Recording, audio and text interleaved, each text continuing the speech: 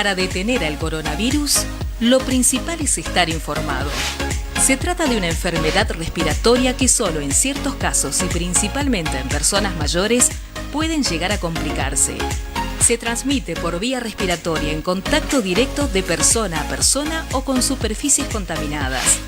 Cuidados a tener en cuenta: lavarse regularmente muy bien las manos con jabón. Estornudar en el pliegue del codo. Evitar tocar ojos y nariz con las manos. Ventilar los ambientes. Desinfectar los objetos de uso frecuente. Los síntomas: fiebre y tos. Fiebre y dolor de garganta. Fiebre y dificultad para respirar. Si tenés alguno de estos síntomas y estuviste en algún país de circulación del virus o en contacto directo con algún caso confirmado, no te automediques y consulta inmediatamente al sistema de salud. Existe un decreto de necesidad y urgencia que obliga al aislamiento obligatorio durante 14 días para quienes cuenten con el diagnóstico de coronavirus, a quienes hayan arribado al país desde las zonas afectadas y a quienes revistan la condición de casos sospechosos o hayan mantenido contactos estrechos con esas personas. Quienes no cumplan con el aislamiento establecido en el decreto tendrán acciones penales. Saber es la clave para prevenir. Gobierno de Salta. Gobierno presente.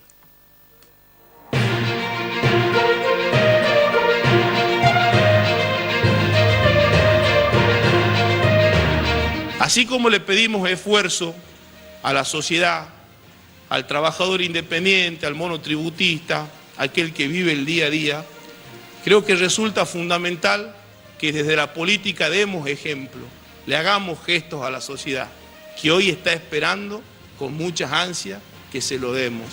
Quiero anunciarles acá que voy a donar la totalidad de mi sueldo a la compra de insumos para nuestro hospital de campaña. Insumos que, si no son utilizados en esta emergencia por la pandemia, irán en su integridad al Hospital Juan Domingo Perón. Les pido que trabajemos juntos.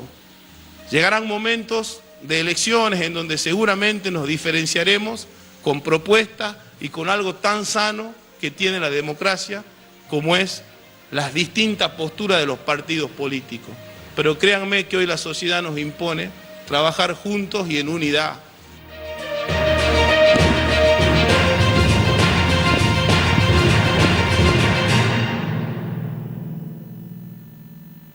Primero, le tocó a los chinos, pero a mí no me importó, porque yo no soy chino.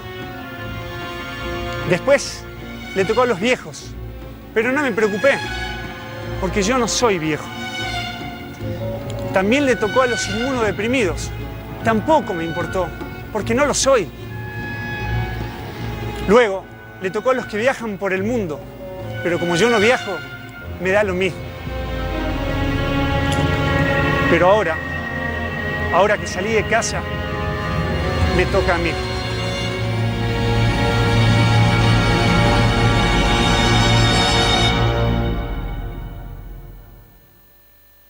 Por eso les digo, mis queridos chiquipíos, a seguir laburando, verbú con papas fritas y good show.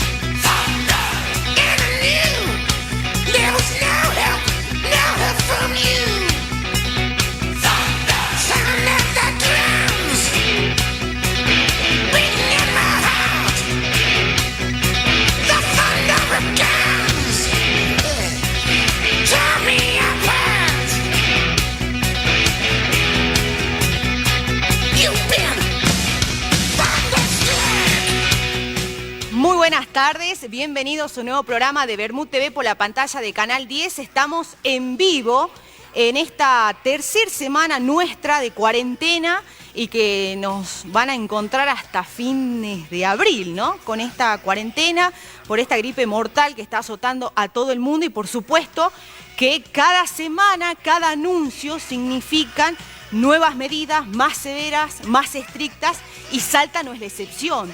De hecho, yo no puedo comenzar hablando y abriendo este programa sin mencionar lo sucedido anoche con la conferencia de prensa del gobernador de la provincia de Salta, Gustavo Sáenz, donde, bueno, a ver, fue una conferencia de prensa que no cumplió plenamente su función, ¿no? Porque uno supone que cuando hablamos de la comunicación de los dirigentes para con la ciudadanía en un contexto de pandemia, de emergencia, y esto lo decimos todos los periodistas, el mensaje debe ser preciso. Y es lo que precisamente le falló al gobernador. No pudo ser preciso en el mensaje, no pudo ser preciso en la información, no pudo ser preciso en la decisión política. ¿Y por qué digo esto? Porque lo único que debía anunciar y lo que quería anunciar, suponemos todos, era este descuento del 15% a los empleados públicos para un fondo común que pueda ayudar en este contexto de crisis a quienes, a los pequeños y medianos emprendedores y más que nada a los pequeños emprendedores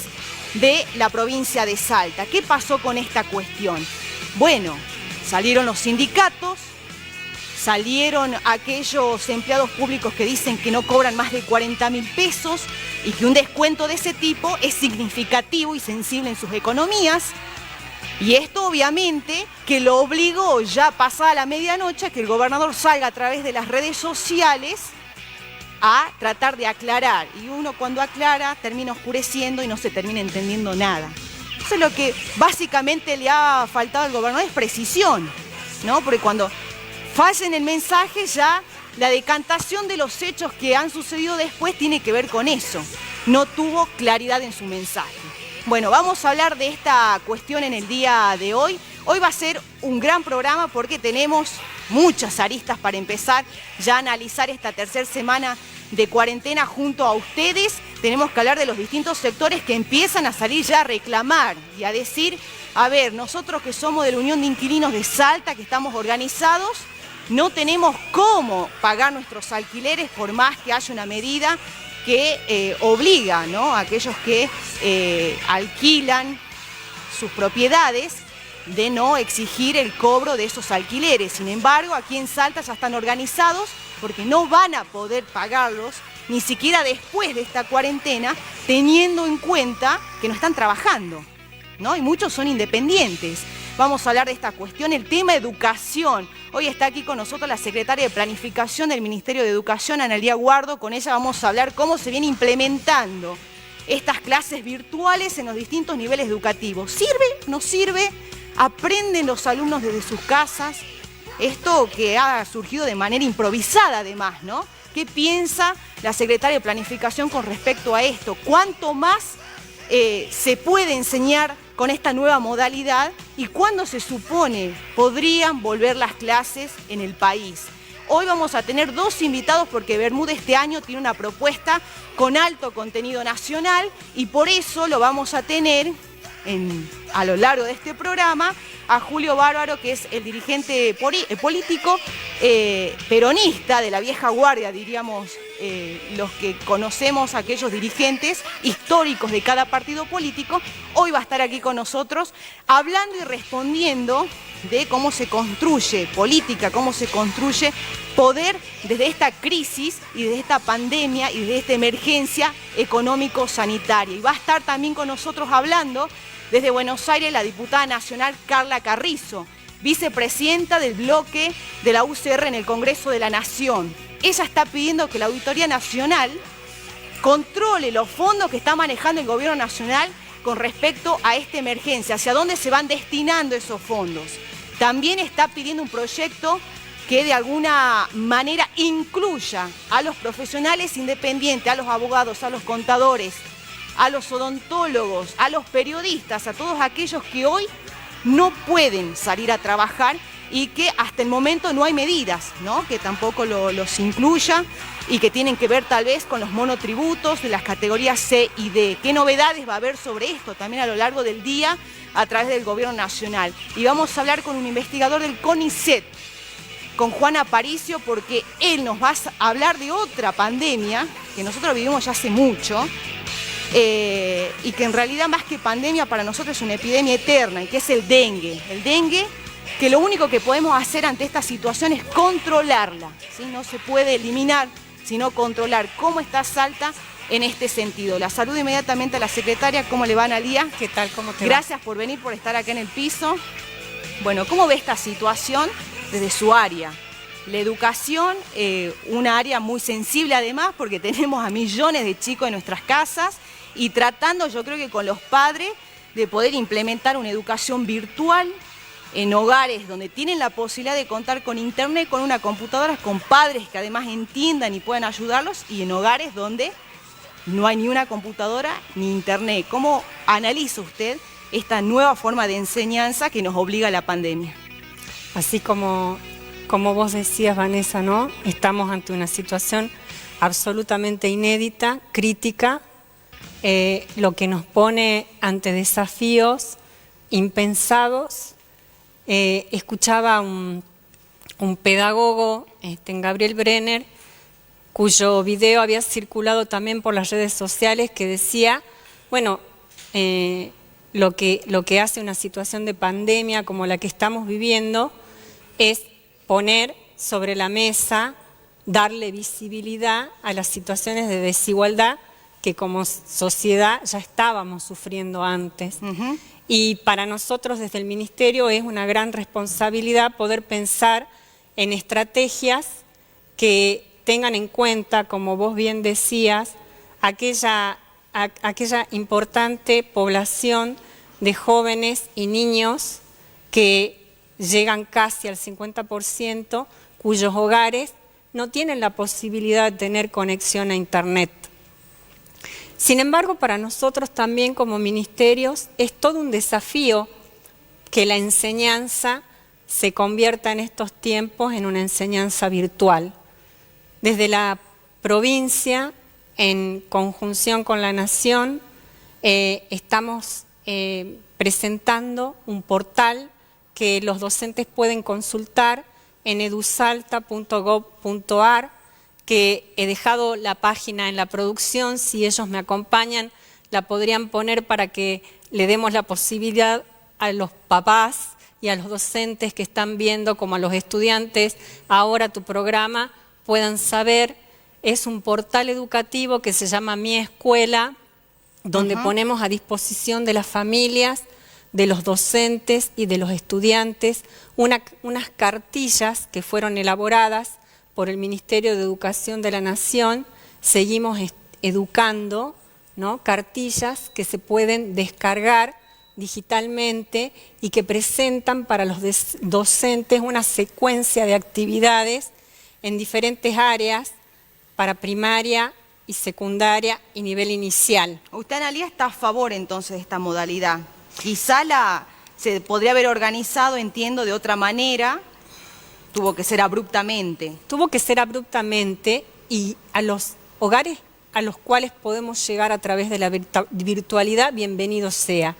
¿Y en los que no? Y en los que no, Nación también, nosotros, todas las provincias, en conjunto con la Nación, vamos a distribuir unas cartillas impresas que ya llegaron a la provincia. En estos momentos nos encontramos organizando cuál va a ser la forma en la cual la vamos a distribuir para cumplir con todo el protocolo, ¿no es cierto?, que se ha determinado para cuidar lo que es fundamental hoy, que es nuestra salud y nuestra vida. Bien, entonces, Analía, hay hogares que todavía no están recibiendo educación, pero esas cartillas se van a distribuir. Esta semana comenzamos a distribuir. ¿Esto va a pasar en toda la provincia? En toda la provincia, digamos, en el interior profundo, que estamos organizando junto con los intendentes, y también acá en Salta Capital, en aquellos barrios cuyos hogares no tienen acceso a Internet. Bien, la interrumpo ahí, Analía. Sí. Voy a saludar inmediatamente, tenemos una comunicación con Natalia Zoraire, ella es representante de la Unión de Inquilinos de Salta, que viene reclamando ya hace un tiempo, unos días atrás también, con más fuerza todavía, por la situación de aquellos jóvenes que hoy tienen que pagar un alquiler, tener esa responsabilidad y no estar pudiendo trabajar. Así que nos cuente ella en primera persona cuál es la situación de los inquilinos aquí en Salta. Natalia, ¿cómo estás? Buenas tardes. Vanessa López te saluda. Hola Verónica, ¿cómo estás? Buenas tardes. Muchísimas gracias por la invitación y por darnos la oportunidad de poder hablar todo esto al aire, ¿no? Bueno, Natalia, contame, ¿cuál es la situación de los inquilinos de Salta hoy en día? Hace un par de días, el lunes 6, nosotros hemos realizado una encuesta a nivel nacional con la Federación de Inquilinos. Esta encuesta la respondieron 8.000 personas. Esta encuesta fue para ver, digamos, contabilizar más que nada los casos de personas que no van a poder pagar el alquiler este mes de abril. Y bueno, te cuento más o menos la cifra. A nivel nacional hay un 42% de personas que no van a poder pagar el alquiler este mes. En Salta tenemos otra cifra que es el 67,5%, casi el 68%, porque no están generando un ingreso, ¿no? Hay muchas personas que viven constante del día a día y pagan con eso el alquiler. O personas que trabajan en comercio quizás y que bueno, no pueden afrontar el alquiler de este mes. Nosotros nos preguntamos como Unión de Inquilinos acá en Salta, ¿qué va a pasar a futuro? Porque si ya efectivamente se decretó una cuarentena, la extensión de la cuarentena, perdón, ¿qué va a pasar de acá en adelante, ¿no? En mayo esta suma se va a incrementar, obviamente. Entonces paraliza todo esto, ¿no? Porque no es una suma menor, el 67,5% de todas las personas que no llegan a pagar el alquiler, sino hay que ver también de las que no van a llegar a pagar en mayo y quizá hasta octubre. Natalia, en tu caso particular, ¿vos a qué te dedicas? ¿Muchos son independientes o tienen trabajo en relación de dependencia? La mayoría de asesoramiento que hemos recibido de personas que nos han llamado para asesorar son personas independientes que trabajan día a día o comerciantes. Yo era municipal por la situación del cambio de gobierno de Betina Romero, no me renovaron el contrato después de 10 años. También me encuentro en una situación parecida, pero bueno, hoy estamos asesorando a todos los inquilinos por la ley que salió, ¿no? Por la nueva ley que salió. Natalia, ¿alguien del gobierno, algún legislador provincial se comunicó con ustedes que ya están conformados, organizados como Unión de Inquilinos de Salta para tomar contacto, conocer la realidad y tal vez encontrar alguna solución?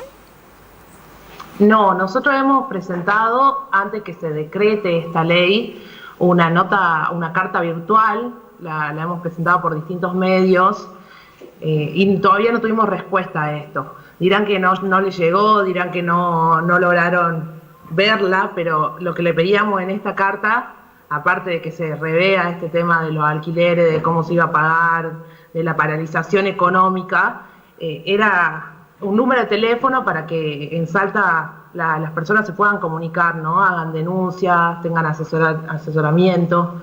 Por suerte tuvimos a nivel nacional, con la Federación de Inquilinos Nacional, compañeros que se pudieron sentar a charlar con legisladores y que pudieron conseguir este DNU, ¿no? Y a partir de eso también se habilitaron asesorías al inquilino y también nos dieron un número del INADI, que el INADI está accionando. El INADI más que nada está accionando con muchas mujeres a nivel nacional, trans, que nos hemos enterado de desalojos de mujeres trans. Y bueno, en cada provincia están accionando las personas del INADI. O sea, Natalia, hoy ustedes su mayor preocupación pasa, no porque los desalojen ya, porque esto está paralizado y prohibido, digamos, a nivel nacional, pero sí cómo empezar a pagar esos alquileres que se van a ir acumulando. Por supuesto, acá se va a generar una deuda que va a ser, no sé, impagable a futuro. Sí. Y las personas que cotizan ya un alquiler alto, o sea, que están pagando un alquiler alto, que recordemos que en nuestra provincia los alquileres se cotizan en dólares, ¿no? Hay todo un negociado de la inmobiliaria y demás, y aparte por ser una provincia tan turística se cotiza en dólar. Ya es excesivo el precio de un alquiler que están conllevando, o que están llevando adelante, por así decirlo. Imagínense a futuro con una deuda, cuando tienen que abonar un alquiler doble, ¿no? O sea, el alquiler de curso y después el adeudado. Bien, Natalia, ¿qué les pedirías en este momento al gobernador Gustavo Sáenz? Que los reciba concretamente. A Gustavo Sáenz le pediría que por favor empiece a gestionar políticas públicas para la buena repartición y administración de las tierras y de planes de vivienda a futuro.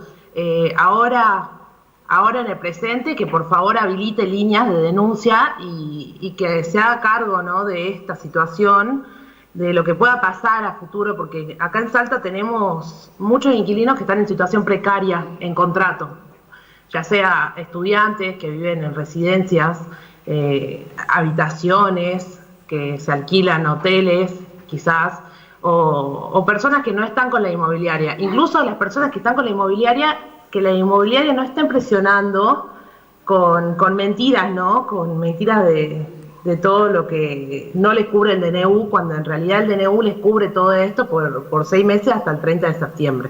Perfecto. Natalia, aquellos que te están escuchando, están en la misma situación que vos y que muchos otros que conforman la Unión. ¿Dónde pueden comunicarse con ustedes para sentir un respaldo, un acompañamiento y un asesoramiento? Bueno, nosotros estamos manejando asesoramiento por la página de Facebook de la Unión de Inquilinos Salta, _oficial. Estamos derivando también, tenemos mucha gente que está en el Ministerio de Tierra y Hábitat a nivel nacional que nos están respondiendo a los mensajes, como también tenemos gente del INADI que nos está ayudando con el asesoramiento y con las acciones futuras. Por suerte todavía no llegamos acá en Salta a tener algún desalojo. Eso no quiere decir que de acá a mediados de abril o en mayo los propietarios y las propias inmobiliarias nos quieran presionar y que quieran desalojar, ¿no? Bien. Siendo que no se puede. Exactamente. Natalia, te agradezco muchísimo este contacto y por contar la realidad que están pasando. Que tengas buenas tardes. Muchísimas gracias. Que tengan buenas tardes. Bueno, esta es la realidad que muestran los inquilinos de Salta, esta unión que con fuerza se empezaron a salir en los medios estos días, los queríamos tener porque es una pata también importante dentro de la sociedad, que son aquellos que tienen que pagar sus alquileres y tener un techo donde vivir básicamente. Ayer trajo mucha cola lo que dijo el gobernador Gustavo Sáenz con respecto al porcentaje que se le iba a descontar a los empleados públicos. ¿Usted está de acuerdo con esto, secretaria? No, después aclaró que era un aporte voluntario. Sí. ¿Y usted lo aporta voluntariamente? A mí me lo descuentan, sí. ¿Voluntariamente o obligatoriamente a usted? Yo, si me hubieran dado la opción, lo hubiese aportado voluntariamente, porque creo que es un momento en el que tenemos que mostrar solidaridad. Por supuesto que no todos están en condiciones de hacerlo. Los que estamos en condiciones, sí me parece que es nuestra obligación moral hacerlo. ¿Y a usted le dieron la posibilidad de elegir o de prepo? No, me lo descontaron, pero estoy absolutamente de acuerdo. Bien, ayer el diputado provincial, Héctor Chiván, le proponía esto al gobernador Gustavo Sáenz, lo escuchamos, si lo tienen, es cortito. Bueno, ya lo escuchamos en un ratito, él proponía, porque el legislador provincial, ¿qué decía? Yo ya doné parte de mi sueldo en la primera instancia cuando el gobernador dijo que estaban haciendo una caja de ahorro en común para juntar fondos para la pandemia aquí en Salta. Anoche hizo el pedido formal y el diputado Chiván dijo, yo voy a donar pero bajo estos condicionamientos. Lo escuchemos. Señor gobernador, acabo de escuchar el anuncio que hizo de crear un fondo de emergencia para paliar la situación de los pequeños emprendedores salteños, el cual se va a financiar con entre el 10 y el 15% de los sueldos de la administración pública provincial. Al respecto quiero decirle que cuente con no solo el 10, el 20 y el 30% de mi sueldo como diputado provincial. De hecho, creo que he sido uno de los primeros funcionarios públicos que donó cuando usted decidió abrir la cuenta la cuenta bancaria apenas empezó el tema del coronavirus y la cuarentena. Pero mi donación, y creo que en esto usted va a estar de acuerdo, mi donación la voy a condicionar a 4 cosas. Bueno, 4 cosas, dijo, le escuchemos a las 4 cosas entonces que dice el diputado provincial y que tienen que ver con esta. Él, ¿qué es lo que propone básicamente? ¿No? ¿Qué es lo más importante? ¿Cómo condiciona Héctor Chiván su sueldo? Dijo que en primer lugar se tiene que terminar con los gastos reservados, que en definitiva no tienen control en la provincia, se usa indiscriminadamente. Dicen que dé de baja las designaciones de los 2 jueces para agrandar la Corte de Justicia de Salta, lo que implica además nuevos sueldos para 2 nuevos jueces. Y además lo que pide es que se blanquee los sueldos de la justicia, ¿no? De la administración pública. Hoy un juez en Salta sabe cuánto estaba cobrando aproximadamente, porque la información oficial tampoco se la brinda, entre 600.000 y 800.000 pesos. Ustedes calculen cuánto representa y significaría esto en un mes o en un año, ¿no? ¿Quiénes son en definitiva los que deberían hacer el mayor esfuerzo voluntario y solidario en una situación de crisis? ¿El empleado público o los jueces o los funcionarios que tienen sueldo que superan los 100.000 pesos mensuales, o los legisladores provinciales, lo que yo planteaba la semana pasada, sueldos de más de 100.000 pesos? ¿Qué tanto les modifica la realidad de esos legisladores que un mes no cobren ese sueldo? Cuando hay salteños que cobran entre 10.000, 15.000 o 20.000 pesos, no más que eso. Bueno, la tengo ya en comunicación también a la concejal de Salta Tiene Futuro, Frida Fonseca, que ella me está escuchando, se filtra su audio. No me pude comunicar por el Skype. Frida, ¿me escucha? ¿Se puede o no se puede comunicar por el Skype? Buenas tardes, Frida, ¿me escucha? Bueno, lo solucionamos. Si es que no me escucha Frida, o hacemos la llamada común y corriente con Frida Fonseca. Hola. ¿Ahí me escucha Frida? Buenas tardes. Ahí te escucho. ¿Cómo estás, Vanessa? Muy bien. Bueno, le ganamos a la tecnología entonces, Frida. Totalmente. Bueno, recién yo comentaba, Frida, lo que proponía ayer el diputado provincial Héctor Chiván, de los condicionamientos que él pone para que le descuenten un sueldo a los empleados públicos. ¿Usted qué piensa de la decisión de Gustavo Santi ayer? ¿Fue errónea? ¿Se equivocó? ¿Comunicó mal lo que quiso comunicar? Bueno, evidentemente hubo un momento en el que mucha gente interpretó que el aporte al fondo iba a ser compulsivo, y eso molestó a mucha gente y también generó bastantes contradicciones. Luego el gobernador aclaró, como lo viene diciendo siempre, ¿no? En todo momento ha planteado la voluntariedad de los aportes y nunca el descuento compulsivo de nada. Entonces me parece que, bueno, ha sido simplemente una situación inesperada que mucha gente interpretó que iba a ser obligatorio, pero yo creo que está bien que sea solidario y que sea voluntario, ¿no? Que cada uno aporte lo que pueda y lo que considere que corresponde y lo que pueda hacer, ¿no? Sí. Si bien es cierto, Vanessa, que en otros lugares ya se está haciendo, ¿no? Una retención de haberes, porque evidentemente esta situación de la pandemia es crítica y va generando muchas complicaciones económicas, fundamentalmente en los sectores que están más afectados por la cuarentena. Frida, lo que no queda claro, y a ver, hay que reconocerlo tal vez como una autocrítica o una crítica que se le pueda hacer al gobernador, es que si es un DNU, ¿no? Un decreto de necesidad y urgencia, que el Ejecutivo inmediatamente manda para que los diputados lo traten y lo aprueben, o sea, no se trata de algo voluntario. ¿O es un decreto o es un pedido voluntario? Yo creo que tiene que ver con el tema de enviarlo a la legislatura, según lo que he podido leer, escuchar. Esta mañana lo escuché al ministro de Gobierno hablando del tema. Creo que tiene que ver con el manejo de recursos, que evidentemente es necesario garantizar una transparencia conocida y difundida también para saber qué es lo que se hace con estos recursos. y según lo que interpreto, la intervención de la legislatura tiene más que ver con el destino de los fondos, el manejo de esos recursos, que evidentemente no son recursos del Estado, son recursos aportados, externos, y que haya una auditoría de los mismos. Bien. Entiendo que ese es el objetivo del planteo de la normativa, ¿no? De darle un marco formal legislativo para que, entendiendo que ese fondo puede llegar a ser importante, tenga un manejo reglamentado, más que nada. Bien, Frida, ¿qué lugar está ocupando hoy el Consejo Deliberante dentro de una comisión de emergencia de la ciudad de Salta, del municipio? ¿Está ocupando algún lugar? ¿Desde qué lugar aportan o hasta dónde pueden colaborar también? En realidad, dentro de lo que es el comité de emergencia, el Consejo no está participando. Nosotros en algún momento habíamos sancionado una ordenanza importante que creaba el Consejo con participación del cuerpo legislativo. Habíamos designado incluso al presidente del Consejo y a la presidenta de la Comisión de Salud para que integraran ese comité de emergencia, entendiendo la importancia de que participen quienes tienen que tomar decisiones legislativas, fundamentalmente en este momento crítico.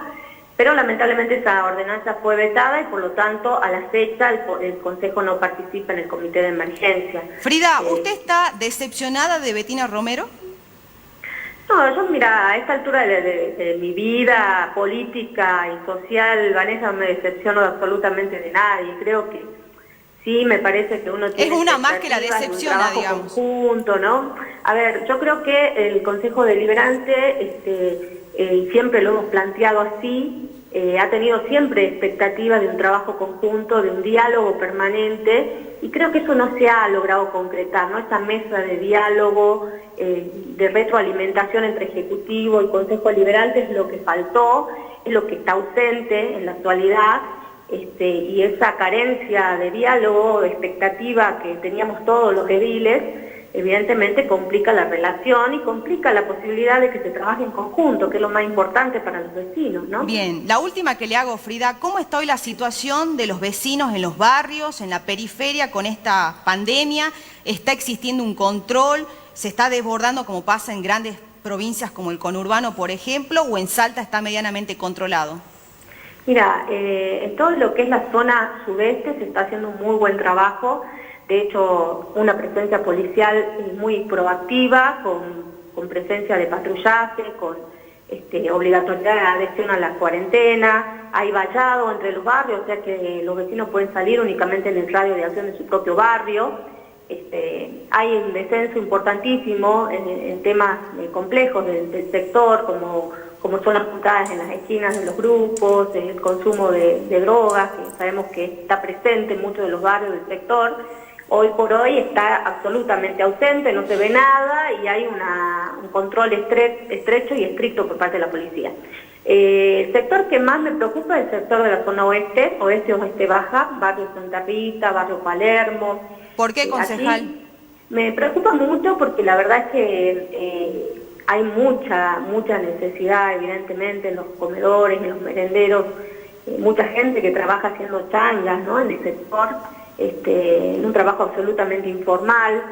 Algunos han podido acceder al ingreso, el ingreso nacional de 10.000 pesos, otros no, y hay una desazón muy grande en el sentido de la necesidad de, sobre todo, ayuda alimentaria, ¿no? Que eso es lo que yo le reclamo al gobierno del municipio, ¿no? Estamos en una situación crítica, estamos en una situación extrema, es necesario asistir sobre todo y para eso habíamos redactado esta ordenanza, para que la intendenta pudiera tener la oportunidad de destinar partidas económicas, fundamentalmente a la asistencia crítica, en este caso de barrios como ¿no? ¿Qué le está faltando a la intendencia, Frida? ¿Qué le está faltando a los funcionarios de la intendencia? ¿Sensibilidad social o experiencia política? ¿Son más técnicos, más tecnócratas? ¿Ven la política de una forma más macrista, más pro? Mira, yo lo primero que le reclamo al Ejecutivo Municipal es más apertura, es un diálogo más aceitado con el Consejo Deliberante, porque en el Consejo Deliberante estamos muchos dirigentes que no es que nos sentamos en el Consejo por primera vez en nuestra historia, la gran mayoría somos dirigentes políticos, dirigentes sociales, con mucho desarrollo territorial y mucho conocimiento político y social. Entonces podríamos haber hecho aportes importantes a los funcionarios, que muchos de ellos no tienen, ¿no?, esa experiencia sólida política y social dentro del Ejecutivo Municipal. Bien. Entonces, eso creo que es lo que ha generado este déficit y que se nota, ¿no? Ese déficit que se nota en la relación entre el municipio y la gente. Bien. Y bueno, yo creo que todo se puede cambiar. Mira, Vanessa, hay que ser positivos, me parece que estamos a tiempo de que se mejore la situación y que se mejoren las cosas. El gobernador Gustavo Sáenz está haciendo una gestión impecable, a nivel nacional es uno de los gobernadores que Alberto Fernández escucha realmente en cada una de las decisiones que toma. La presencia de Salta y el ejemplo de Salta al no tener más casos, al haber impactado las medidas positivamente en el cuidado de la gente es notable. Entonces me parece que allí es donde hay que tomar el ejemplo, ¿no? Me parece que ha liderado muy bien este proceso el gobernador Gustavo Sáenz, y hay que acompañar, ¿no? Hay que ser solidarios y hay que acompañar esta situación y bueno, dejar obviamente los protagonismos personales y avanzar en una mirada conjunta, ¿no? Tratando de priorizar a la gente, que es lo que nos interesa ahora. Concejal, muchísimas gracias por este contacto, que tenga buenas tardes. Muchas gracias, Vanessa. Hasta luego. Para toda la audiencia. Gracias, hasta luego.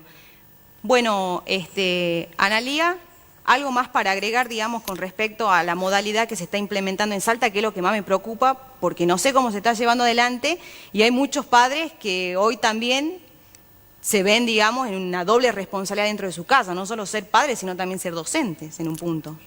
Así es, Vanessa, pero creo ahí que está la página que usted pedía también. Ahí está, esa es la página que pueden consultar los docentes, los estudiantes, los padres de familia, por supuesto que tengan conexión, pero a nivel provincial también hemos pensado en aquellos hogares que no tenían conexión y por eso es que se van a entregar las cartillas impresas, que además van a ser acompañadas por programas de radio que ya están saliendo. Radio Nacional está transmitiendo en todos los puntos, digamos, de la Argentina, programas de radio. También nosotros vamos a difundir en diferentes medios. Hay para cada clase de matemática, de lengua, de sociales, de naturales, de diferentes niveles, horarios todos los días para que los chicos estudien y que esos programas hacen de mediadores de los chicos con las cartillas. Los chicos pueden realizar las actividades a partir del programa de radio. Y también, como dice el ministro de Educación de la Nación, tenemos horas en la TV pública que también los chicos pueden ver como para sentirse acompañados. Dentro de este periodo crítico, no se puede reemplazar a la escuela y los padres no pueden convertirse en docente.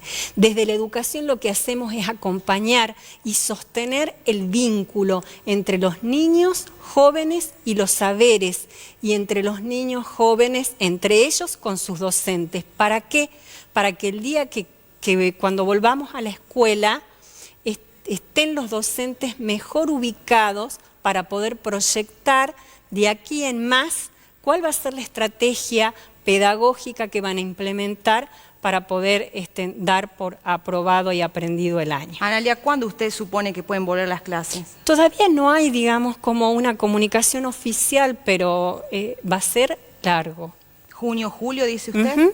Bien. Así están diciendo. Gracias, Analía, por venir. No, gracias por a tomarse ustedes. tiempo. Muchas gracias. Nos vamos a una breve pausa, cortita nada más, y ya volvemos con más información.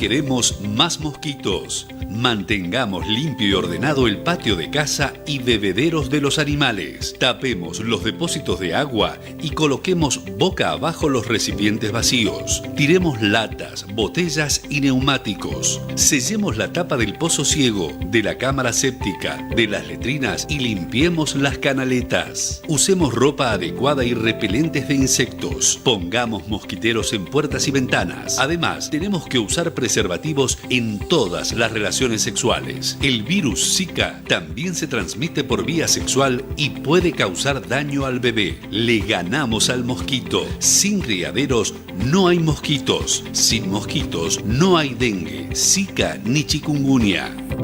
Gobierno de Salta.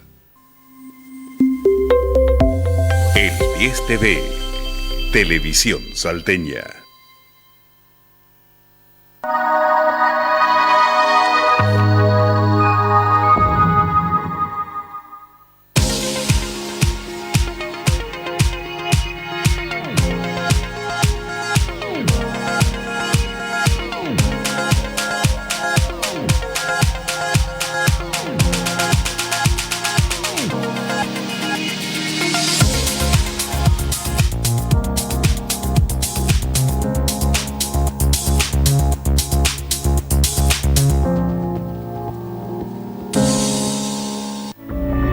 Toca enfrentar un momento difícil y cada uno tiene una responsabilidad. Así como ellos que están al servicio y vos que tenés que quedarte en tu casa. Hoy es el momento de ser solidarios, responsables, más salteños que nunca. Tenés un gobierno presente que está trabajando día y noche por vos. Vamos juntos a ganar esta pelea. Vos y yo mirando hacia adelante. Quédate en casa. Gobierno de Salta. Gobierno presente.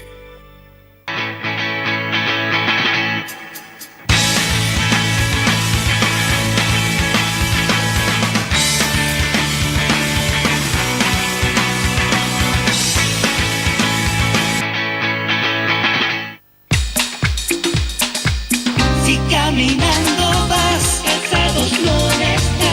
Si con cartera vas, calzados no está. Si en la escuela estás, calzados no va. Al trabajo vas, calzados no está. Todos los días con calzados no estés. Calzados no calzados no calzados no. Sé protagonista de la noticia. Personas que están manifestándose acá. Sé parte de la realidad. Señor, aquí vamos. Envíanos tu denuncia o noticia por WhatsApp al 3874 19 50 70. Tomás Arias y Sanguara. 3874 19 50 70. El 10 TV y vos. Juntos, día a día.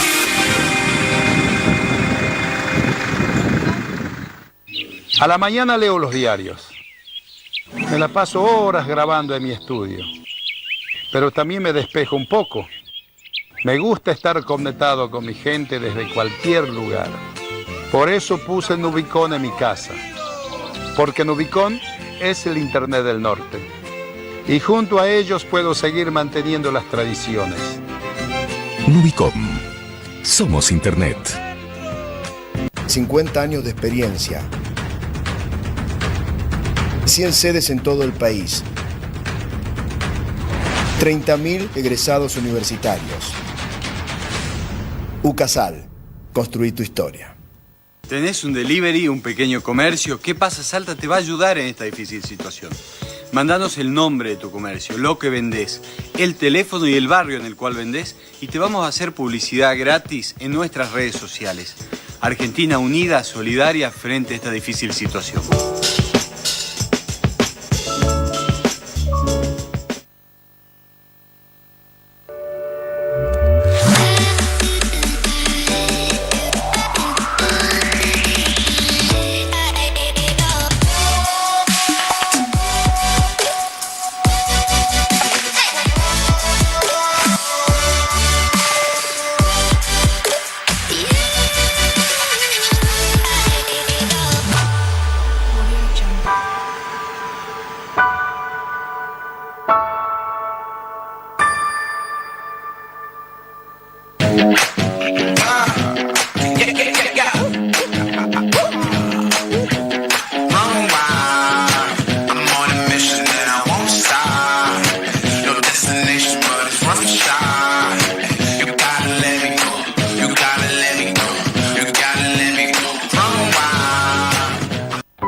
Seguimos trabajando contra el dengue.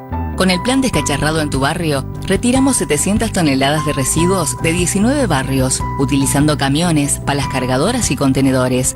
Además, desmalezamos 720 hectáreas de espacios verdes, como plazas, vías de tren, espacios institucionales como SICS, natatorios y escuelas. Trabajan 97 cooperativas, beneficiando a 4.000 personas.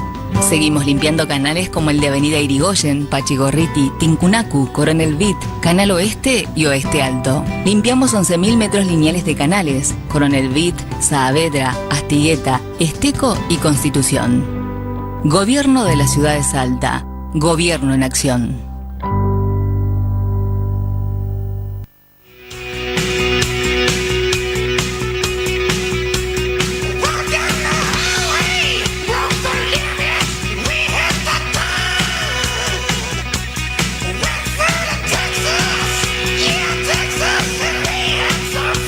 Segunda parte de Bermú TV por la pantalla de Canal 10. Estamos saliendo en vivo. Ustedes ya saben, por todas las redes sociales. Nos encuentran en Facebook, bien, por nuestra fanpage. Bermú con papas fritas. El 10 TV también es la fanpage del canal. www.el10tv.com, para no olvidarme, para que nos vean desde cualquier lugar del mundo. Por supuesto, también por Canal 29 de Cable Express Digital, Canal 8 de Salta Cable Color, también en Nortevisión, y Canal 10, obviamente. Así que no hay excusa como para no vernos, ¿no? En cualquier momento del día o de la semana pueden revivir nuestro programa. En esta parte ya los tengo aquí sentados a Héctor Ali, el turco Ali, más conocido, periodista. Ya lo tuvimos acá, lo volvemos a traer porque como que hubo pico de rating cuando vino el turco, así que yo dije, bueno, lo tengo que volver a traer. Está el turco Ali, también está Sergio Vargas, que es periodista, pero además viene a analizar la política de manera mundial, ¿no? Por mi profesión.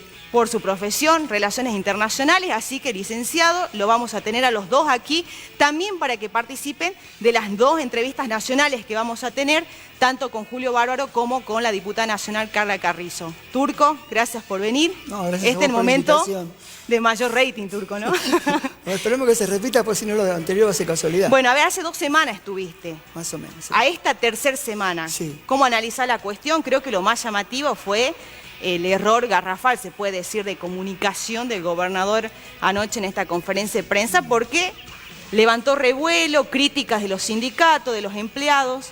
Sí, tuvo que salir a aclarar después, tuiteando varias veces.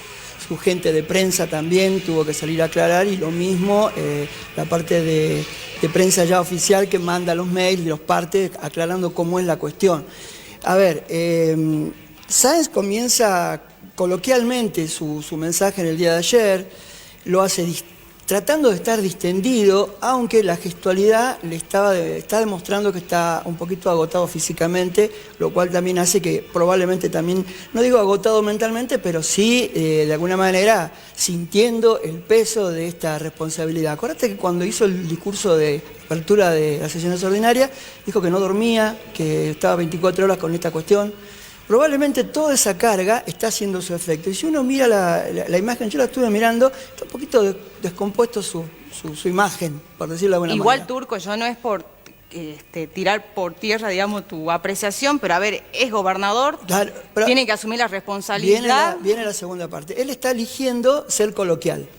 No está aferrado a papeles, a discursos establecidos. Improvisación pura. A teleprompter, como pueden hacer otros mandatarios. Él, como era antes, sigue siendo ahora. O sea, lo está tratando de hacer lo más familiar posible, como para que no poner distancia, teniendo en cuenta que está haciendo anuncios que de repente están incomodando a algunas personas. Más que incomodando, están perjudicando, porque toda esta cuarentena hay muchísima gente que la está pasando muy mal. Él dijo que no va a distender absolutamente nada, salvo las actividades que sí están permitidas a nivel nacional. Y claro, ya como cuando terminaba de decir esto, lanza la información del DNU, que termina siendo un DNU, para mí, ¿no? Mi interpretación, el DNU lo envía para que se conforme el fondo. ¿Cómo se va a conformar el fondo? Termina siendo algo solidario.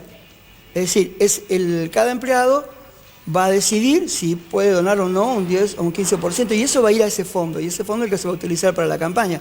Pero el DNU en definitiva es para conformar el fondo, no para establecer el modo en que se va a hacer el descuento, aunque ya algunos empleados lo como explicaba recién. A la secretaria de Planificación ni le preguntaron, Se lo hicieron, efectivamente. O sea que no es tan voluntario como lo trató de aclarar después Sainz. Creo que hay una influencia del agotamiento, probablemente, que hace que no sea lo más aceitado posible este tipo de comunicación. Yo le agregaría que para improvisar hay que saber, gobernador, ¿no? O sea, se hace un curso también de eso.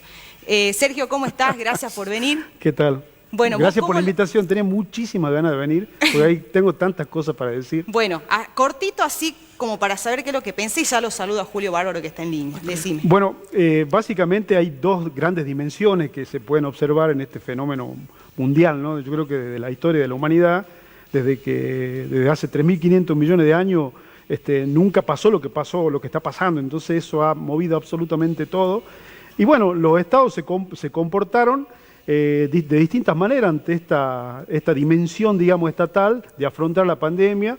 Y por otro lado, la otra gran dimensión, que un poco lo que señalaba también el turco, es la dimensión ética. Creo que eso da mucha tela para cortar, la dimensión ética de esta pandemia. ¿A qué te referís con dimensión ética?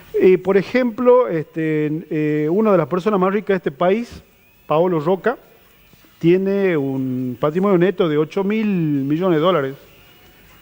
Me parece que es más que suficiente ese dato para saber que hay 40% de pobres en este país. Seguramente va a venir bien grabar la riqueza de muchos argentinos que tienen mucho dinero. Está bueno lo que decís, porque pareciera que la solidaridad siempre se tiene que cortar también por el hilo más fino, ¿no? O sea, la solidaridad siempre se la pide de aquel que ya está padeciendo, y no de ahora con la pandemia, sino de hace años en la Argentina y hace décadas en Salta con la pobreza. Me voy a saludar inmediatamente al dirigente político peronista, Julio Bárbaro, que ya está en comunicación con nosotros. Julio, ¿cómo estás? Buenas tardes. Vanessa López lo saluda. Buenas tardes, muy bien, muy bien. Bueno, Julio, a ver, usted es de la vieja guardia, se podría decir peronista, ¿no? Peronista de Perón, Julio.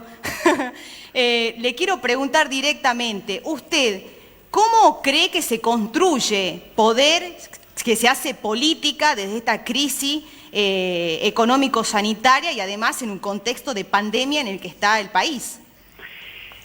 Yo insisto siempre en un tema importante que es, yo tengo 78 años, yo fui diputado. Sí. Y la pobreza en la Argentina llegaba al 5%. Digo esto porque en esos años, pero no por Perón, por Dizzy, por Ilia, por Perón, hasta por la dictadura, esa Argentina no tenía caídos en la calle. Y no hace 70 años, como dicen algunos, no, hace 40, 45 años. Entonces, nosotros llevamos 40 años de un país que crece en su número de pobres. Después volví a ser diputado en el 83, yo venía por Luder, era gobierno de Alfonsín, y hablamos de 800.000 cajas pan, y que era coyuntural, dijimos, y hoy estamos en millones. Entonces, la Argentina es un país sin proyecto de futuro, y eso es para el peronismo, para el radicalismo, para el liberalismo. Somos una sociedad sin rumbo. Entonces, llevamos años sin detener ese crecimiento de la pobreza. Y cuando usted y yo miramos que China incorporó a la clase media millones, ¿no? Nos preguntamos nosotros, el ver caídos, yo vi caídos por primera vez en mi vida en Nueva York, que yo tendría 26 años. Sí. Eso no había en la Argentina, de eso, no había. Entonces, creo que no somos capaces de analizar, porque uno dice 70, otro 120, cualquier pavada. Lo concreto es que nosotros, de la dictadura para acá, entramos a tener más. Cuando cayó mi gobierno, yo me fui al exilio, y yo estaba en contra de Isabel, y era anti-isabelista. La Argentina debía 6.000 millones de dólares. Cuando se fue Martínez II debía 45.000. Entonces, esa sociedad tenemos que reformularla y básicamente, porque Macri fue un desastre, pero esto no implica que el kirchnerismo haya sido un logro. O sea, en los años del kirchnerismo no se incorporó gente a la estructura productiva argentina. Sí, lo estoy escuchando, Julio.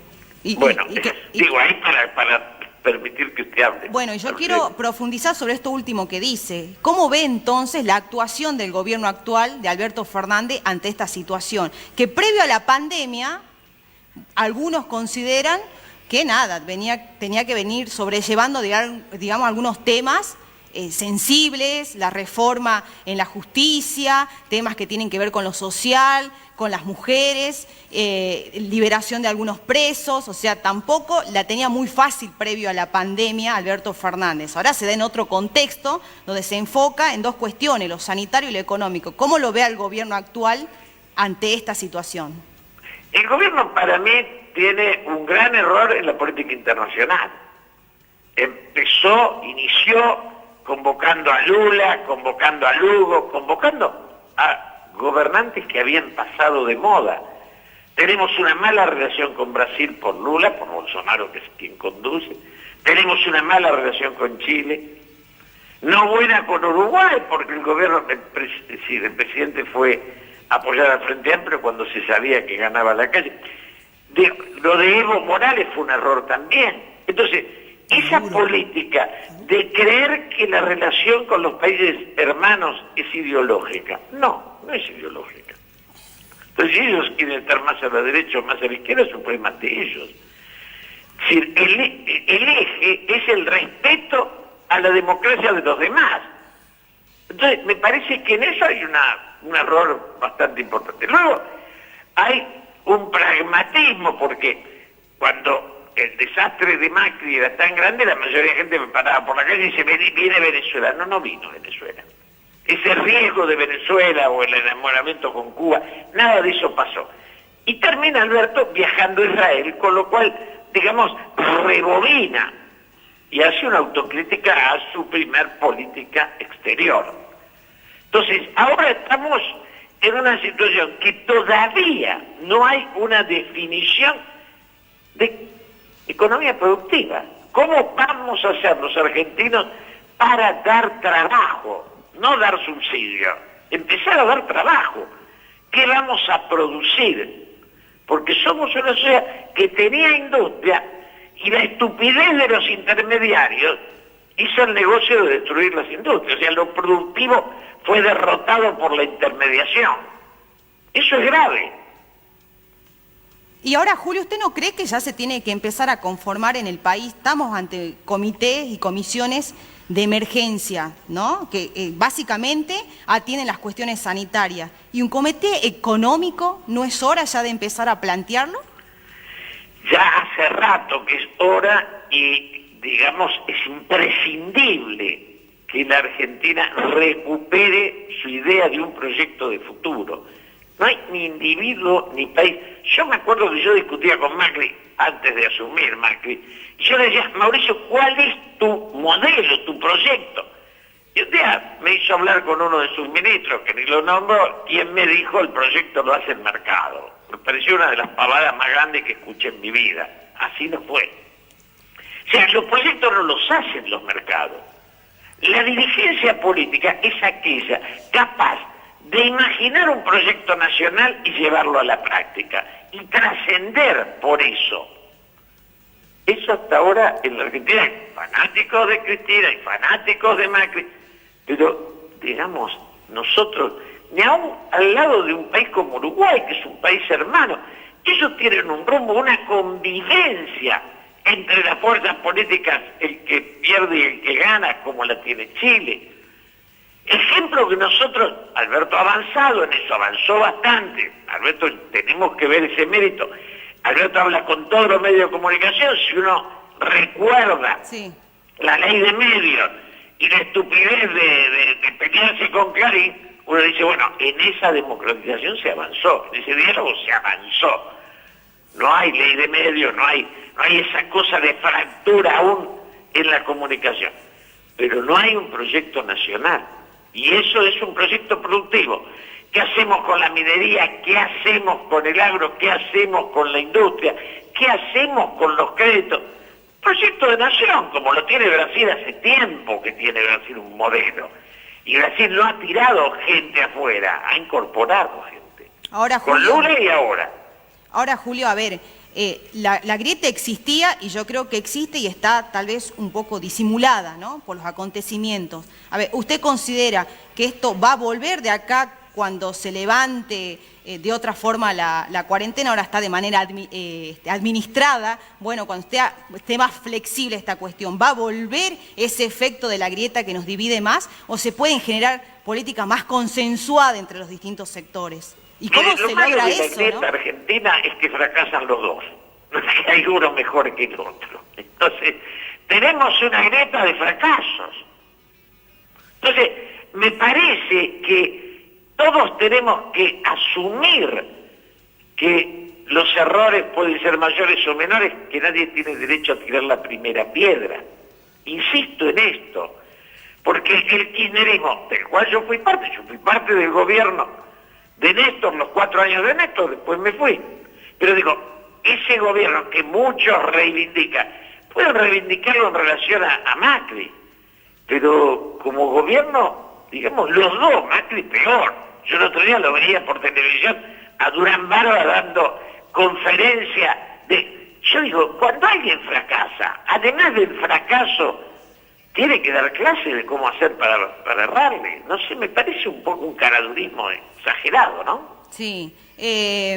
¿Cómo se hace para mejorar, optimizar la comunicación, Julio, entre los dirigentes y la ciudadanía en este contexto de pandemia? ¿Cómo se fideliza esa comunicación? Aquí en Salta hoy estamos cuestionando y hablando y opinando sobre un mal mensaje que quiso dar el gobernador. Bueno, a ver, es complicado el contexto, pero ¿cómo se hace para fidelizar eso que se quiere decir, ese mensaje entre el dirigente y la ciudadanía?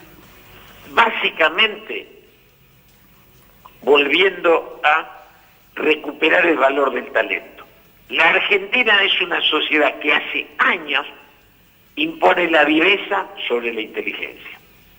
Y la viveza es gambeta corta, en duración.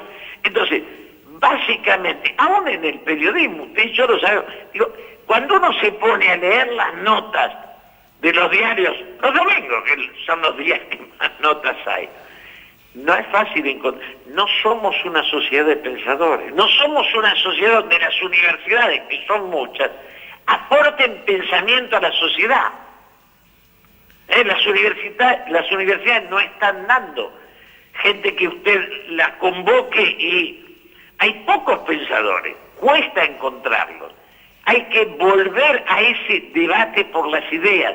Nuestra sociedad tiene una decadencia del pensamiento y ese es el eje fundamental y hace años que no pensamos. El pragmatismo nos llevó puestos y nos sigue llevando puestos. Entonces, cuando usted me pregunta cómo hacen los medios, mire, cuando hay dignidad y hay talento, uno trasciende, pero hay que tener conciencia que trascender es eso, es pensar en el futuro y salir de la codicia individual. Mientras la codicia individual sea más importante que el destino de la sociedad, como es hasta ahora, porque hasta ahora la dirigencia política se enriquece mientras el pueblo se empobrece, esa dialéctica está así pinteada, y no es de este sector o del otro. No es que roban aquellos y estos no. La corrupción y el acomodo se impuso en el Estado argentino hace unos cuantos años. Bien. Julio, quisiera tener más tiempo para conversar con usted, pero fue clarísimo en muchos aspectos. Es más, creo que profundizó mucho más de lo que podemos en un tiempo tan acotado que tenemos en la televisión. Así que le agradezco muchísimo este contacto y todo el aporte que ha hecho en esta tarde. Muchas gracias a usted. Hasta luego. Bueno, ahí estaba Julio Bárbaro entonces en esta comunicación telefónica. Bueno, si dejó cosas como para opinar, fue bastante, pero yo me voy a saludar inmediatamente, que ya está también por Skype la diputada nacional Carla Carrizo, vicepresidenta del bloque de la UCR dentro del Congreso de la Nación en Diputados. Carla, ¿cómo estás? Muy buenas tardes. Vanessa López te saluda. ¿Cómo estás, Vanessa? Un enorme placer escucharte en tu provincia y en este programa. Así que muchas gracias por la invitación. Y también un placer escuchar a Julio siempre también. Sí, que siempre está bueno escucharlos un poco más, pero bueno, el tiempo siempre es más corto. Bueno, Carla, a ver, te convocamos en una situación complicada que estamos viviendo los argentinos y el mundo, pero bueno, nos centramos y nos focalizamos en nuestro país. ¿Cómo ves la situación de la pandemia? ¿Cómo ves que está actuando hoy el oficialismo ante este contexto? ¿Y cuál es el rol que deben tener ustedes, la oposición política en el país? Bueno, es una buena pregunta. Yo quisiera decir que me parece que también la crisis es una oportunidad, y esta sería una paradoja, para terminar un poco con la política del apocalipsis en la Argentina. En la Argentina tenemos siempre una mirada negativa de nosotros mismos, siempre una situación de que está todo mal, y la verdad que la pandemia nos interpela porque nos enfrenta frente a la supervivencia, y entonces pone las cosas en su lugar. Yo creo que lo primero es sensatez en la lectura de la situación.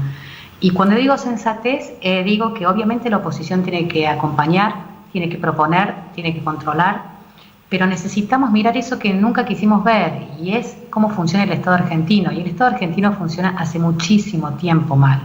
Entonces tenemos que ser muy cuidadosos en este punto.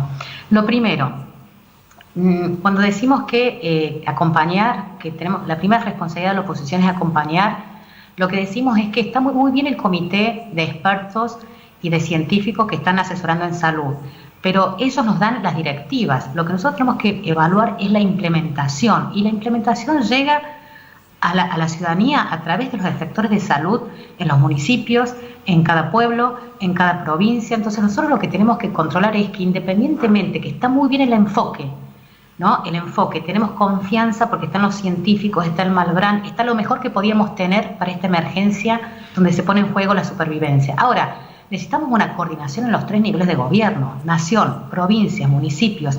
Necesitamos saber si esas disposiciones cuidan a los protagonistas, que son las personas reales de Argentina. Entonces necesitamos saber si cuando un ciudadano tiene un síntoma, la línea 107 funciona, que es la de Buenos Aires, y la 148 y la de Salta, porque si el Estado no le llega a los protagonistas, podemos tener expertos, pero no vamos a poder cuidar la vida. Entonces, la primera ayuda es monitorear para que las políticas que se deciden les lleguen a los ciudadanos. Eso me parece el primer desafío en la emergencia.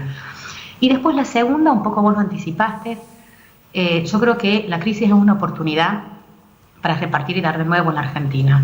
Pero no es solamente exigirle, por eso yo creo que el concepto de solidaridad, y a mí me gusta el liderazgo del presidente, lo veo sensato, lo veo tranquilo, lo veo necesitado de construir una mirada colectiva. Hay que avanzar un poco más, no hay una disyuntiva, la vida y la economía, es primero salvamos la vida, y después esta crisis nos va a mostrar lo que no queremos ver, y es que el Estado en la Argentina no funciona hace 30 años. Necesitamos mirar eso, pero no lo podemos hacer durante, es un poco lo que Julio decía. Bueno, pero necesitamos saber hacia dónde vamos, y aquí el Estado sí tiene que empezar a mirarse, no es solamente pedir a los de afuera. Tenemos que hablar de equidad entre todos, tenemos que hablar de equidad en Argentina, los empresarios, los científicos, los políticos, los periodistas, los funcionarios. Por eso es importante, nosotros habíamos presentado desde el Bloque Radical esta idea de que la administración se mire a sí misma. ¿Cómo volver a construir la credibilidad? Mostrando que somos parte.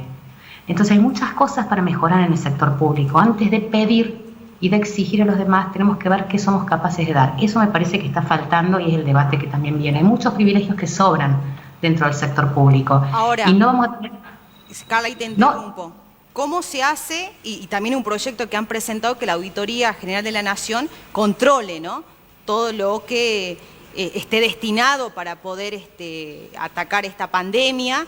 ¿Esto cómo está avanzando? ¿Es posible? Porque cuando hablamos de la autocrítica de la política, hablamos de esto, de poder tener la sensatez de autocontrol de los recursos, y por otro lugar, salir de esta pandemia sin estar sumergidos todavía en una disputa política. Totalmente. Mira, ese punto que vos has dicho, que lo vimos todos con el tema de los sobreprecios y los fideos, pero eso lo vimos hoy. Pero en realidad hace 30 años que no vemos los sobreprecios que hay en el Estado. Lo vemos hoy porque tenemos necesidad y no tenemos dinero. Y está bien que el periodismo lo haya instalado, pero tenemos organismos de control que tenemos que hacer funcionar. Nosotros tenemos la Auditoría General de la Nación, y yo le quiero decir a la ciudadanía que tenemos asignado más de 2.500 millones para que controle. Entonces, para que controle que esto no pase. tenemos que hacer funcionar, tenemos esa institución que controla. Entonces a mí me gusta mucho que el presidente haya reconocido y le haya pedido la renuncia a las personas que no pudieron cuidar el dinero público de los argentinos cuando compraban fideos, para evitar, digamos, y para responder a la política pública de llegar a todo lo que es la pobreza estructural de la Argentina. Pero la verdad es que si dependemos de un periodista que lo mire, estamos muy mal. Tenemos esa auditoría y hay que funcionarla. ¿Por qué? Hacerla funcionar. ¿Por qué? Porque en emergencia las decisiones tienen una velocidad que no tienen en normalidad. Entonces es donde más tenemos que mirar. Tenemos los organismos, tenemos que hacerlo funcionar. Por eso digo que el sector público es mucho más que la administración. Eso que decimos Estado. No es que, siempre lo cito Martín Lustau cuando dice, no es que tenemos un Estado pobre. El Estado tiene un montón de plata, pero la usa y la reparte mal. Sí. Entonces está muy bien que hablemos de un impuesto a la equidad, pero también ese impuesto a la equidad tiene que involucrar a todo el sector público en Argentina, donde hay privilegios que hay que terminar, porque cuando la plata no alcanza tenemos que empezar a debatir en la Argentina cómo distribuir bien, pero que el Estado le llegue como corresponde a los protagonistas, si no, es tautología. Así que tenemos organismos que controlan, no hace falta estar controlando ad hoc por la ayuda de un periodista. Necesitamos, tenemos dinero asignado, hagamos funcionar el Estado. Bien. Ese sería un caso. Carla, acá te va a saludar Héctor Ali, un periodista que también está en el piso. Hola, Carla. ¿Qué tal, Héctor? Buenas tardes. Respecto de lo que decías recién del impuesto de la equidad, quería saber si como legislador acompañarías este proyecto que presentó la gente del ARI, Coalición Cívica, concretamente, para que se efectivice la extinción de dominio, que está creada por decreto de necesidad de urgencia, pero sin embargo no fue aplicado en el Congreso, para confiscar los bienes embargados a la corrupción y al narcotráfico. Quería saber si van a acompañar ese proyecto. Totalmente. Nosotros creemos que eso fue, por ejemplo, eso tendría que ser una política de Estado. Porque, digamos, el Estado no puede seguir pidiendo, el Estado tiene que demostrar que puede regular, que puede construir confianza. Porque en una situación como la que estamos viviendo, donde se juega la supervivencia, digo, que es mucho más, es la vida, la muerte y la continuidad. Porque no es solamente sobrevivir a la enfermedad, es cómo quedamos después de haber logrado sobrevivir. Eso está en juego en estos 5 meses en la Argentina. Entonces, el Estado y la dirigencia política tienen un rol importantísimo y lo primero que tiene que hacer es empezar a mirarse a sí misma. ¿Cómo va a construir confianza para transitar esta emergencia, que no es solo sanitaria? Es una emergencia, una crisis que nos permite mirarnos. Bueno, la primera herramienta de confianza la tiene que dar la dirigencia política. Bueno, ¿qué pasa? Digamos, porque si pedimos y el Estado sigue siendo una caja negra donde transita la corrupción, ¿con qué autoridad vamos a exigir que se cumpla? Entonces, me parece que esta es la oportunidad que nos da la crisis y ojalá podamos transitarlos en forma colectiva.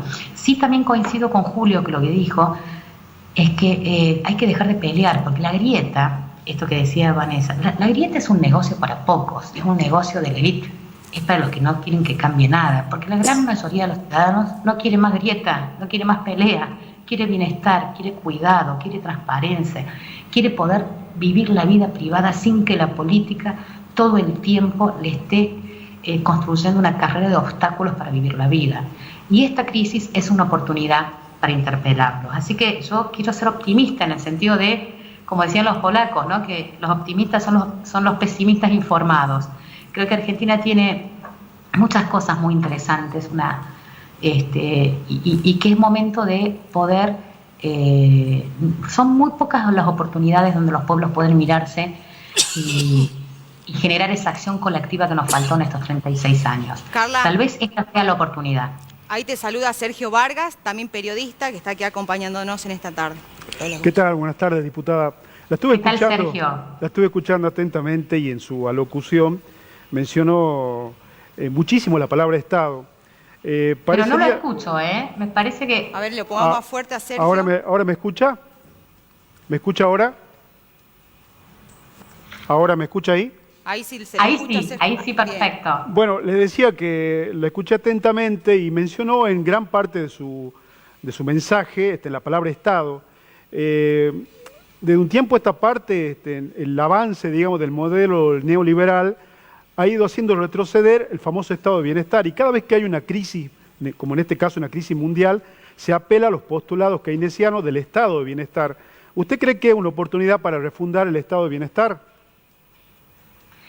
Sí, yo creo que sí, que es una oportunidad para reconstruir ese Estado que alguna vez tuvieron nuestros padres o nuestros abuelos, donde no hacía falta ir a la escuela privada porque estaba la escuela pública y todo el mundo usaba el guardapolvo blanco y era un orgullo de que pertenecíamos, teníamos algo en común, independientemente de la provincia donde vivíamos. Y hoy tenemos escuelas para ricos, escuelas para pobres, eso no va más. Pero hay una cosa, eso es un fracaso de la dirigencia política en democracia, por eso la dirigencia política tiene mucho que demostrarle a la ciudadanía. Entonces a mí no me gusta cuando le pedimos a los otros en lugar de exigirnos a nosotros.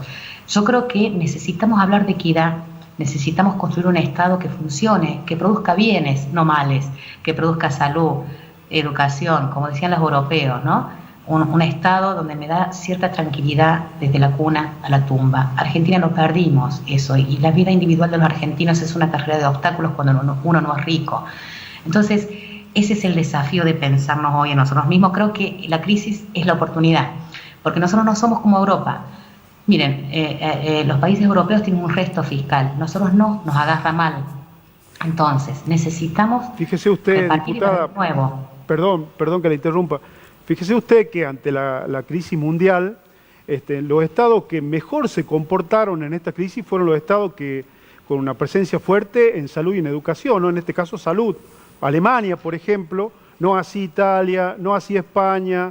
Estados Unidos, bueno, minimizó, menoscabó los alcances de esta pandemia y también, de alguna manera, el sistema como tal, no sé cuál es su observación o su apreciación, de alguna manera dejó al desnudo esta enorme desigualdad que hay en la distribución de la riqueza. Totalmente, y no olvidemos que Latinoamérica es el área geográfica del mundo más desigual, somos más desiguales que África. Quiere decir que no es que en África no haya desigualdad, pero la simetría entre lo que tiene un rico y lo que tiene un pobre es más chica en África que en América Latina. Entonces, tenemos que ver un poquito dónde estamos situados, pero insisto en este punto que para poder exigir tenemos que demostrar. Entonces, a mí me gusta el liderazgo del presidente en esta etapa, me gusta que hable de solidaridad, se ha ubicado en el centro de la escena política, quiero decir que quiere ir más allá y superar y cerrar la grieta y está muy bien orientado en ese punto. Me parece que es un liderazgo con empatía, me gustó el discurso del domingo donde el logro de tener menos muertes era un logro colectivo, no es que se apropió de un logro de la sociedad, el esfuerzo de la cuarentena lo hacemos todos y hay algunos que tienen cuarentenas con Netflix y hay otros que tienen cuarentenas sin cable, pero entonces eso me pareció interesante. Ahora necesitamos avanzar un poco más, como decía Vanessa y como decía Julio, y necesitamos mirar adentro del Estado, porque nosotros tenemos una gran estabilidad política en Argentina, pero esa estabilidad es costosísima. Todo lo que los ciudadanos no tienen hoy es lo que de alguna manera el Estado argentino, para poder garantizar la estabilidad de los presidentes, les robó a la ciudadanía. Porque entonces, mirémonos, ¿qué pasa con la salud pública? ¿Qué pasa? ¿Todas las obras sociales funcionan bien? Bueno, yo quiero que funcionen bien y si lo tenemos que posicionar al sistema público de salud, lo posicionemos bien, pero que no haya peajes permanentes donde se licúa y se despilfarra el dinero del Estado. Creo Carla, qué importante esto que decías, y te vuelvo a interrumpir porque hay muchas cosas que en el Estado no venían funcionando y la pandemia como que te desnuda toda la falencia. Que pasó con los jubilados. A ver, los jubilados aquí en Salta, todos amontonados, en muchas provincias, tratando de cobrar su sueldo, y esto en realidad pasaba siempre, desde las 4 de la mañana, los jubilados haciendo fila para poder cobrar su sueldo, esto ya pasaba, este desorden, esta desidia para con este sector de la sociedad, solamente que la pandemia hoy en día los puso hasta en riesgo en su propia vida. Quiero profundizar con algo, Carla, antes que se termine el programa, y es sobre el feminismo. A ver, sos una referente, digamos, dentro del feminismo, del radicalismo, pero también a nivel nacional. Vos tenés una mirada de que el radicalismo feminista tiene que ser ese movimiento de tolerancia entre tantos feminismos que existen, ¿no? ¿Dónde hoy se ubica el feminismo? Con esta situación donde las prioridades ya son otras, ¿no? Hablábamos de un 2020 donde hablábamos del pañuelo verde, del aborto legal, de un montón de cuestiones que nos entusiasmaban y de repente como que nos pusieron un freno de mano directamente y nos detuvimos a pensar en cómo sigue esta lucha, cómo sigue hoy el feminismo. Es una excelente pregunta. Yo creo que el feminismo hoy, que es esa idea de de cuidado a las mujeres como colectivo, a sus derechos, a sus miedos, a la invisibilidad que han tenido. Tenemos que tener todas las alertas encendidas. Todas las alertas encendidas porque hoy la cuarentena también afecta porque es un muro que encierra e invisibiliza la violencia de nuevo.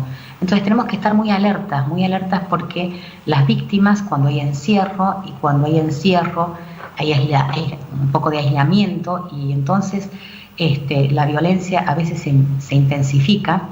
Tenemos que tener todas las alertas para poder y cuidar bien y entrar a donde es impenetrable, que es el mundo privado de las familias. El 70 y el 80% de las violencias hacia niños, niñas, adolescentes y mujeres ocurre en la familia. Entonces, ahí tenemos una buena y una mala noticia. La mala noticia, digamos, es que los femicidios de enero, febrero y marzo con respecto al año pasado no aumentaron, pero tampoco bajaron. Es decir que estamos ahí. ¿Qué sí aumentó? Otras formas de violencia. Entonces ahí hay una cosa interesante, Vanessa, y dijimos, el feminismo hoy es cuidar a las víctimas de, digamos, que invisibles, que la cuarentena, digamos, impide salir y hacer una denuncia, etcétera, con las modalidades que habíamos adquirido. Entonces, decir que se abrió una línea de WhatsApp, porque es más fácil escribir que hablar a veces cuando uno está en una situación, y después les voy a pasar los números para que ustedes los puedan distribuir en el programa, y la verdad que aumentaron mucho las denuncias con respecto a esas violencias invisibles que a veces pueden detonar una máxima acción de intensidad que puede llegar a un femicidio. Y las mujeres están denunciando mucho ahí también. Otra campaña que se inauguró es lo que se llama el barbijo rojo. Sí. ¿Y qué cosas están abiertas cuando hay cuarentena? Las farmacias. Bueno, se hizo en conjunto con la Confederación Farmacéutica Argentina para que cuando una mujer se siente víctima de violencia, no pudo hablar, no pudo usar el celular, si va a la farmacia, diga barbijo rojo y automáticamente se activa el 144. Sí. Así que bueno, hay algunos dispositivos que se están implementando para poder proteger aun cuando no nos podemos ver. Y otra cosa interesante es también que estamos luchando para nacionalizar el número 102, que es el número para hacer las denuncias contra violencia a los niños, que también aumenta en las casas cuando hay encierro y demás.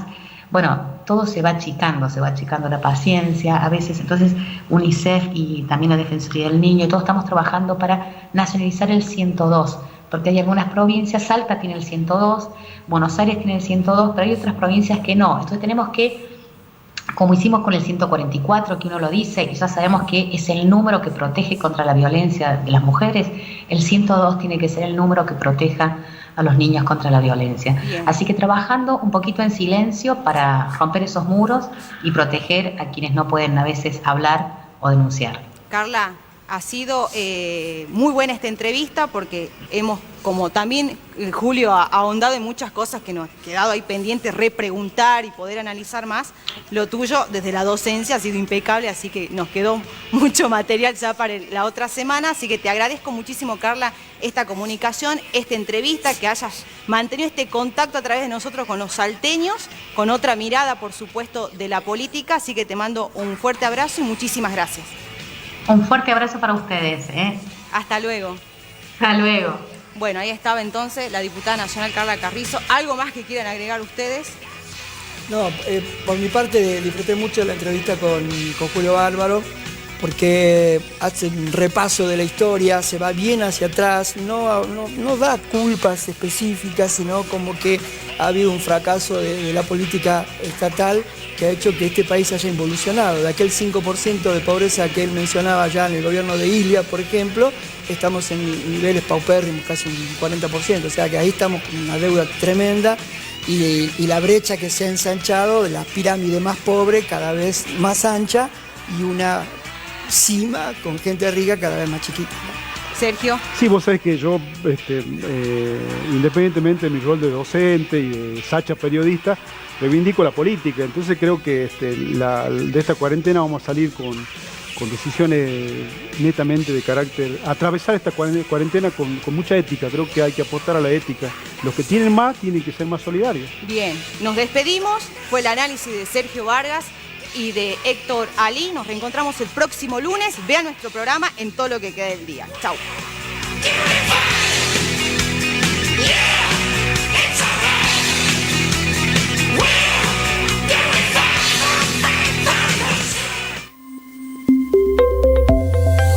10 TV, Televisión Salteña.